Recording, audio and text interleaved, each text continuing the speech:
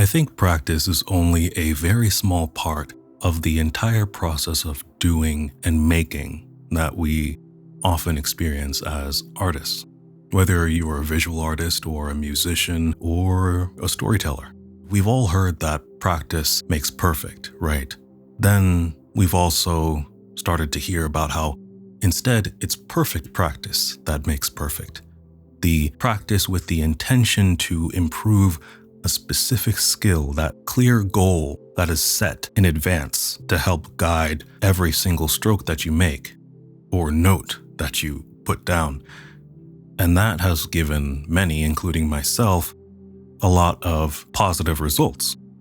However, I would go even further to say that practice is simply part 3. I think there's 4 parts to the creative process that we need to become more aware of to improve our health and longevity as artists in general, no matter what you do, whether you make images or music or tell stories. The first part is study, which people often replace with the idea of practice, right? We use the word study to apply to all sorts of things, but I think it's important to make a separation here.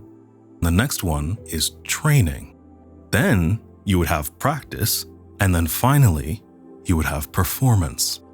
Study, training, practice, and then performance. In study, you are learning and understanding some material, how to use a medium. You are often being taught via a video or a course. This can be self-directed as well, where you try to replicate a masterpiece that you have seen. Or let's say you are creating a photo study, which is something that we do very often as digital artists, where we try to create an image based off of a single photograph in our own style with the goal of understanding the balance of values and colors and how to translate them to whatever medium we're working with. Now, training is where you take these things and ideas that you've learned and you commit them to memory. This is where the idea of mileage comes from. You may have heard artists speak of this before, where you're essentially repeating a task until it becomes second nature. So if you're learning to draw hands, training yourself would be drawing 100 hands. Training with anatomy would be drawing figures in different poses, or repeatedly drawing the base anatomical structure of the leg from different angles so that you memorize each of the main shapes and muscles like the gracilis, the patella of the knee, the iliotibial band, the gluteus medius, the gluteus maximus, the femur, tibia, the fibula. I could go on. Training could be learning to identify where these parts are from a series of images repeatedly so that, again, it becomes second nature to you, somewhat subconscious, to where you don't have to put so much energy towards replicating them in your drawing, for example. This could also be as simply experienced as putting in hours and hours and hours of time working with a new medium. So let's say you want to paint with oils. Painting several mundane shapes, but precisely keeping your edges sharp and clean is training. You're training yourself to work with the brush and the paints that you have and the conditions of the canvas. You're training yourself to expertly mix the paints and arrange them nicely on the palette. From here, this is where we finally get into practice. And practice is quite a special one, because practice is where you take what you learned from the study, the raw experience that you have built from the training phase, and you create something new. Practice, for me, as I'm demonstrating in this video, is creating an illustration that serves as a successor to a previous illustration I made named Confusion, where I'm taking some of the elements of that painting and some new elements from my experiences and decisions in my personal life today, 4 years later, and creating a compelling image that I want to draw my viewers in, to create a sensual, alluring feeling. This drawing will be completed and shared on my various social networks, including this one. But even in that state, it's still practice. This is the practice. That's why it is called a practice when you master something and you have a degree in it. You may have a dentistry practice, right? It is the practice that is the doing of the thing. In music, you may have rehearsals. In sports, you may have, especially in school, what you call practice. But even then, all you're doing is the exact same thing you would do on the stage or in the stadium in private to its fullness. You're practicing.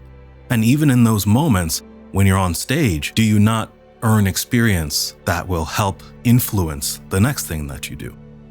Because in reality, there is only one final work that you make. And I'm quite sure most of us have no clue when or where we will create it, nor do we intend for it to be our final work.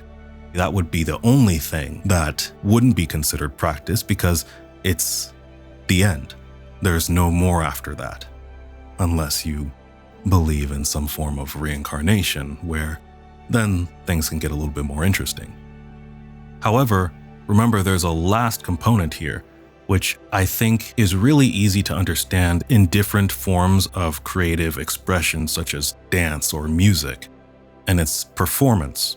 It is the experience of the creation, the musical performance that takes a series of notes and measures and stages and stanzas, such as poetry where you can read it on a stage, and it's the experience of listening to that poetry, the experience of reading that poetry over and over, the experience of playing the game in a certain time limit with certain stages. That is the performance where people come to see, where people come to be entertained. But when it comes to visual art, what is the performance? Is it the moment that you share the final image online? Is it the moment that you complete the artwork and it's just you looking back at the painting? Or is the performance the entire process of creating that one piece of art from start to finish? One could make arguments for all of these. What's key here is that there is the inclusion of another party that views what you are creating or what you have created and is entertained or informed by that. I think especially with the presence of computer-generated artwork these days, generative AI models, large language learning networks, whatever you want to call it, it is incredibly important to understand for yourself at the very least, what does performance look like for you, and to separate that from the practice. Because the practice in and of itself has its own value and beauty that can be overshadowed if instead the performance is prioritized above it. And if the performance doesn't have the expected outcome, then the practice seems to be worthless, which I think is always an unfortunate perspective, but it's one that is hard not to fall into.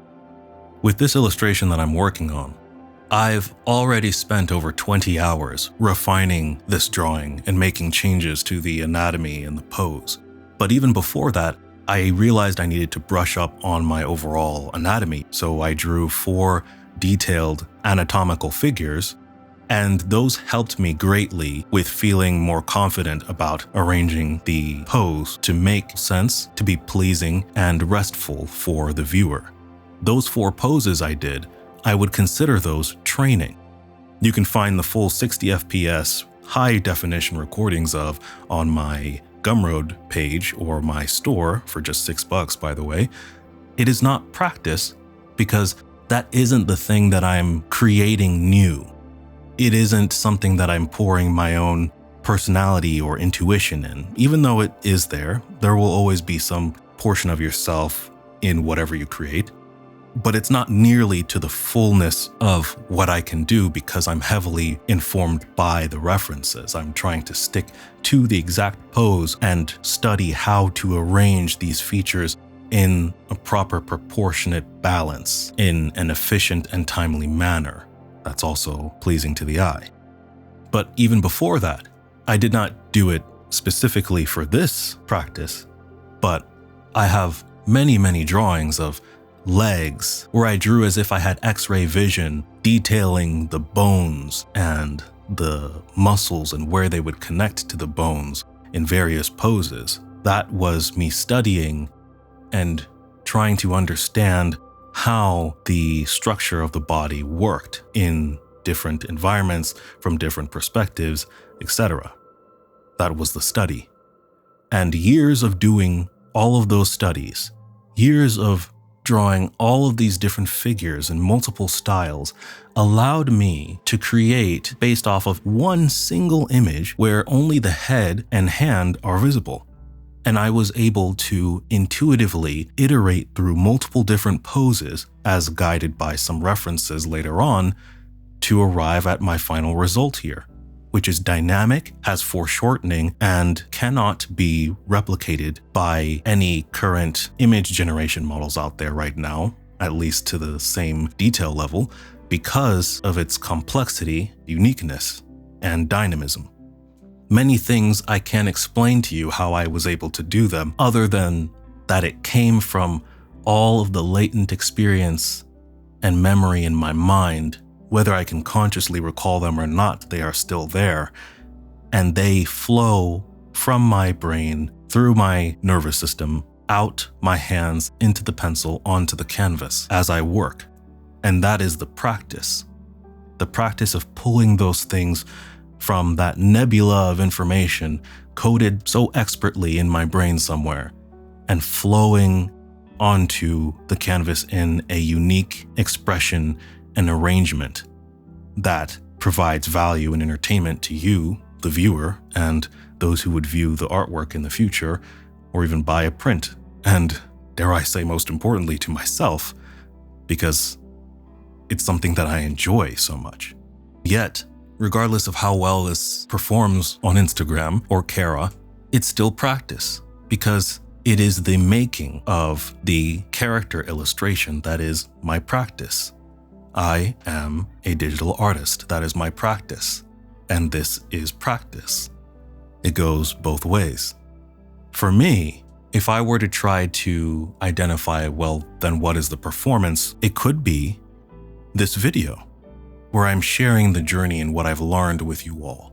It could be the stream on Twitch I did yesterday, where I talked about all manner of things, as well as some of the details and struggles that I had with this drawing, and made several pauses to ponder how things were going and take risks and back out on those risks and go back into those risks.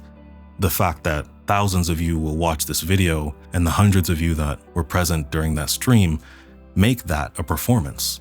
However, it doesn't have to be online. I could have shared this painting, or drawing rather, as a large print in a gallery somewhere, and the people who would view that piece and read the caption that I would have under it would be the performance. In the very last gallery exhibition that I was part of several years ago, I stood next to my artwork and would speak about it to anyone who found it interesting. That could be part of the performance as well. I would love to know what you think is the performance of art, whether you have the answer that you think applies to everyone, or whether you have given some thought to what it may be for you specifically. One could even say the performance can be something that is beyond what we could be aware of in the moment, where, let's say, you create something on a specific topic to express emotion, to send a message, like my friend Noreen does with her artwork and presence on Instagram, speaking quite passionately on the horrific events happening in Gaza right now. That could be the performance for her, or simply a small part of it. So I'd love to know what you think. In sharing, maybe we could all get to a better understanding of what the performance could be.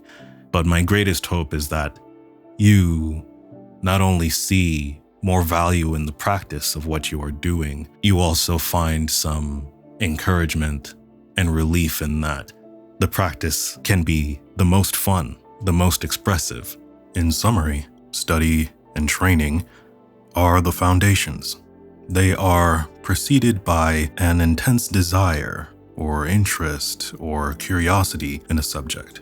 This is vital because without that passion, we could never really find the willpower to persist through the intense study and training necessary. This is also why today I actually do not believe that just anyone can become an artist. It's simply because not everyone finds the same captivating beauty in the same things. I have put ungodly hours into studying and training myself how to draw the human face and body because I just find it unendingly captivating. I believe that feeling, that passion I have, is the unfair advantage that you could call a talent that I and plenty of other creatives are born with, but maybe for different things. I think it's most of our experience to find these first steps pretty dull and trivial, but with a bit of creativity, I think you can make any study or training practice fun by simply crafting your own lesson plans with any subject matter that you want. You could also take advantage of group challenges and studies in online communities or with friends. The last two, practice and performance, are the beginning of true expression with art, I feel. It's where I believe that art often quite literally begins to take on a life of its own.